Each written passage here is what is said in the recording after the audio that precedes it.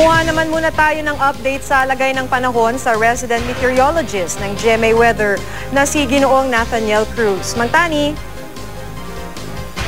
Salamat, Maki. Ibinaba na nga sa orange rainfall warning ang babala ng pag-asa sa Metro Manila at iba pang bahagi ng Luzon. Gayunman, dapat po maging alerto pa rin po sa maranasang malalakas o matitinding pagulan na maaaring magtagal hanggang mamayang pasado alas 4 ng hapon.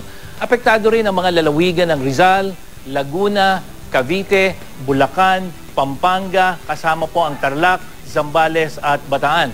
Katamtaman hanggang sa malalakas na ulan naman ang inaasahan sa Northern Quezon at ilang bahagi ng Nueva Ecija. Sa ilalim ng orange rainfall warning, pinapayuhan ng pag-asa ang mga residenteng maging alerto sa pagbaha. Paliwanag ng pag-asa, dulot pa rin po yan ng hanging habagat na patuloy na pinapaigting ng Bagyong Maring o yung monsoon rains na nararanasan naman sa malaking bahagi ng bansa.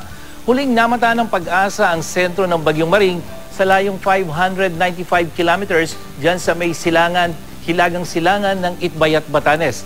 At taglay pa rin ito ang lakas ng hangin mula sa sentro na umaabot na ng 95 kilometers per hour at bugsong 120 kilometers per hour.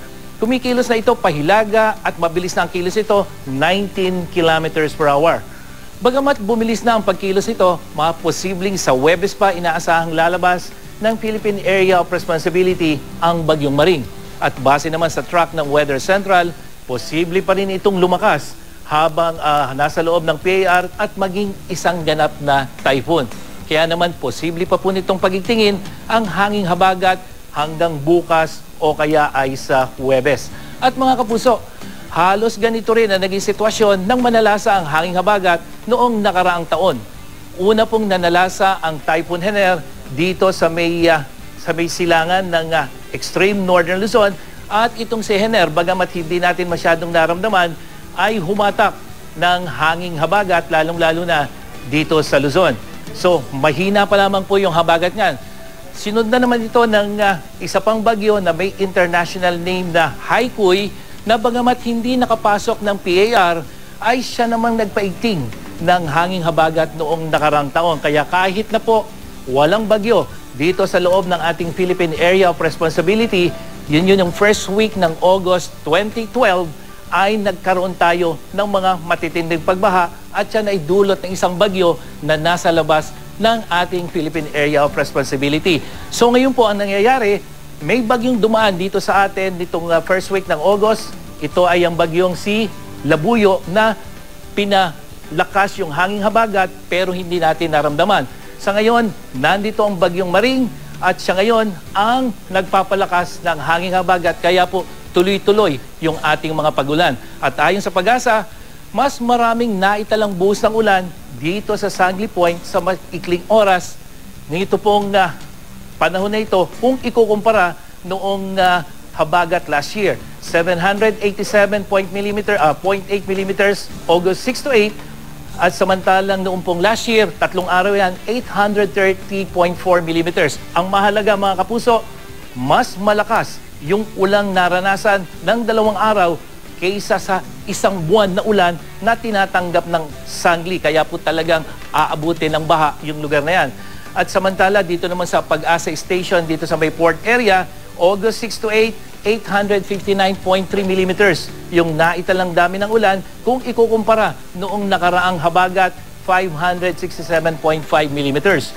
Muli, ang normal rainfall para po sa port area sa loob ng buwan ng Agosto, 432. So halos doble yung tinanggap ng port area 2 araw ngayon, 6 and 8, kumpara doon sa isang buwang ulan.